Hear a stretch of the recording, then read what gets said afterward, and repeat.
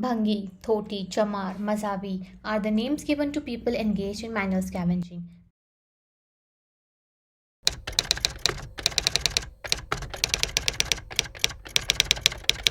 The socially excluded class of untouchables is forced into this dehumanizing practice since the Vedic ages.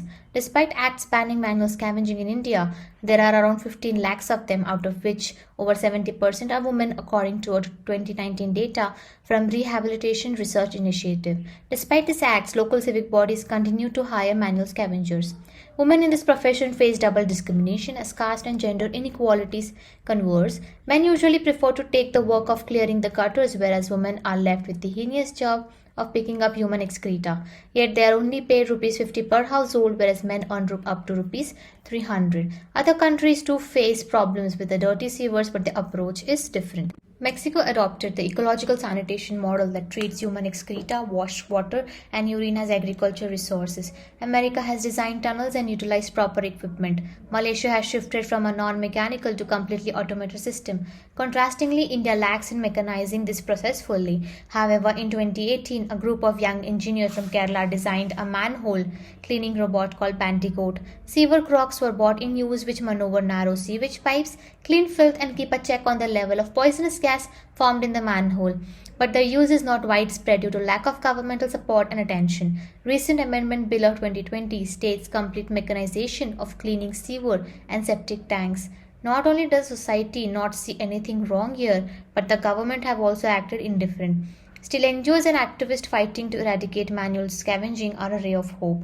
Asif Sheikh's Jan Sahas has rehabilitated more than 45,000 manual scavengers across 18 states. Sulabh International Social Service Organization runs development program aimed at income generation for women manual scavenger as a way to empower them. Renowned activist Maggie winner and founder of Safai Karmachari Andolan, Mr. Wilson Bezwada, had a very innovative idea to draw the attention of authorities to this human in practice.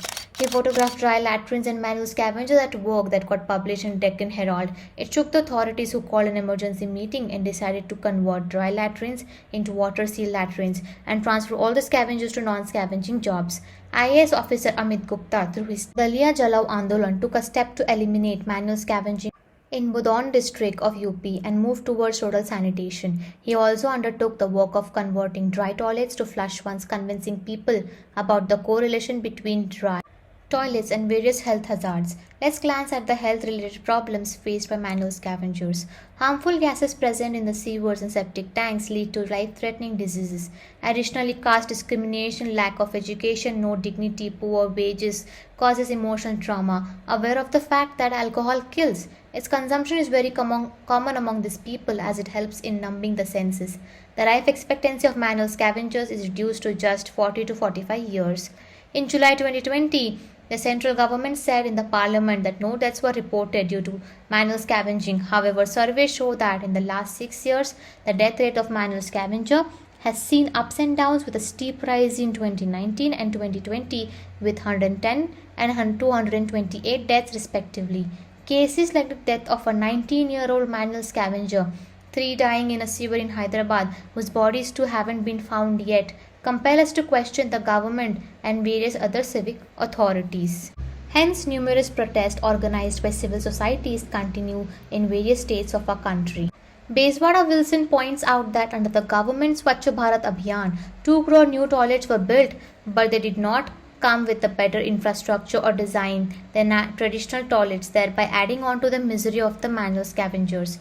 What we need is a community-centric model, investments in human waste management and infrastructure, and strict implementation of laws. Sanitation workers do not have chains in their hands, but they are definitely mentally pressured and tortured. Lastly, we'd like to conclude in the words of Dev Kumar, a Safai Karmachari and a poet from Kanpur. Buckets full of muck on our heads and brooms aplenty. How do we lift the tricolor if our hands are not free?